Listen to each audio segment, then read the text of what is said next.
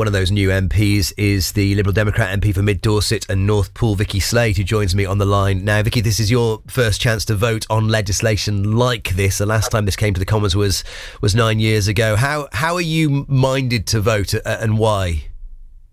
Hi, Steve. So, yes, it's my first chance to vote on this, but it's certainly not the first chance I've had to talk about it or to think about it. So I am intending to vote in favour today. And the reason for that is that this is fundamentally about someone having the right to make decisions about their own future. And I'm slightly worried about the suggestion from campaign groups that people who are new MPs shouldn't be able to do something so important. I mean, let's face it, if a war were to break out, would the new MPs not be allowed to because they haven't had enough experience? We all have different life experiences in the chamber. Can I ask you about that? I mean, your party leader, Ed Davey, has spoken about how he won't be voting for it, and you're partly informed by his experience with his parents dying of cancer. Do you bring anything personally to the table with this? Oh, absolutely. My mum died 17 years ago this week after a long battle with cancer, and the last few weeks were awful. I hear her voice, I hear the noises that she made, the begging us to let her go.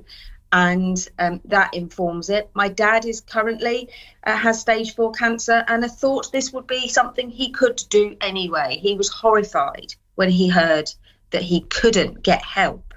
So, but more important, it's not about my own family. Gary from Camford Magna contacted me, who is dying of liver cancer, and told me that currently he's intending to kill himself because he can't afford to go to Dignitas. And what he will have to go through in the final weeks of his life if he doesn't is so awful that he just won't face it. What about that then? The end-of-life care, palliative care. We're going to talk, actually, just coincidentally later on in this show about one of our Dorset end-of-life care charities having significant sum of money removed from NHS funding. And the Health Secretary, Wes Streeting, again, he won't vote for this because he thinks that there are issues to be addressed with palliative care first. Is there not an argument that some other ducks need to be got in a row before we tackle this issue? Absolutely not. So Stephen Kinnock, who's the Health Minister with responsibility for end-of-life care, is voting for it. So, this is a personal thing. I am a massive supporter of hospices and palliative care. I've met with our hospices. I've championed Julia's House. I've written to the Health Secretary about Lewis Manning's really fantastic new model of looking after people that will enable them to look after more people and have less traumatic ends. We need to do both. And we cannot put this off forever. 10 years ago, Parliament talked about this.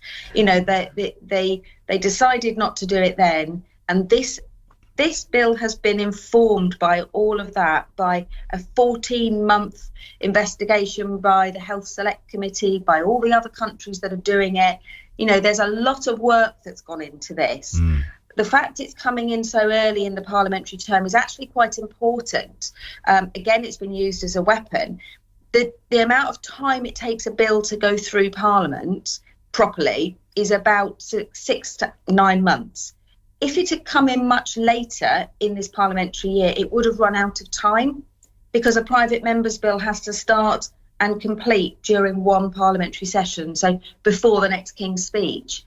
It's going to take that long, and that's why Kim chose the first available date to bring the start of this process together. So I have to push back on this. It's being rushed. It's not. Yeah. It's been started quickly, but it isn't being rushed. Okay, a couple more things I wanted to ask you just before we let you go. It's a big day for you in Westminster today, I understand that. One is this notion that it could be a slippery slope. People who are opposed to this look towards, say, Canada, where this was brought in as something to help people who were close to death, and now it's been amended to people who are living in suffering. And I think now it's something like 4% of all deaths in Canada on a yearly basis are assisted, which is a pretty impressive, maybe concerning number. Can you say anything to ameliorate people's worries about this being the first in a process?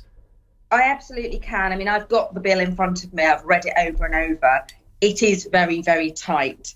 You know, when you look at the conditions you have to be in order to get this. Yeah. In the future, if another Parliament, you know, in 2 years or 20 years or 50 years, decided they wanted to move to other things, they would have to bring forward a new bill. You know, it would have to go through the full parliamentary process. Now, in a future, perhaps they might want to do that, but that doesn't make it a slippery slope. That makes it a new piece of legislation. This very clearly says you must have, and I'm reading it here, an inevitably progressive illness, disease, or medical condition which cannot be reversed by treatment and, in consequence of that illness, can reasonably be expected to die within 6 months. You know, that's pretty tight. So if you have something like MND, I read a book last night about someone that went to Dignitas. I read the whole book after I'd come back from Parliament. And, you know, he wouldn't be eligible for this until the very end stages of his progression. I think that's cruel. But actually, he would say, you know, at least some people will be helped. So this is absolutely not a slippery slope. And I think I'm very comfortable with those safeguards. And of course, the parliamentary process does allow us to scrutinise every line and to tighten it up. And it can be tightened up, and at the next reading, it can look different. Yeah, second reading today. Just a final thing, you talked about the fact it's a private members bill, and there's an interesting wrinkle with that, which is that there's a possibility of it being talked out today. People might know the word filibustered as well. And one of your Dorset colleagues, Christopher Chope, I'm very worried. in Christchurch, has a history. He doesn't like private members bills. He has famously talked them out in the past. He's not here to defend himself necessarily, but just, I guess, Vikki, a word to the importance of the democratic process here. However this vote goes today, how important do you think it is that opinions are heard and that talking out process doesn't happen? So there is no precedent in private members' bills for the Speaker to limit the length of speeches. That's why you get this filibuster. And unfortunately, one of our other Dorset MPs has a reputation.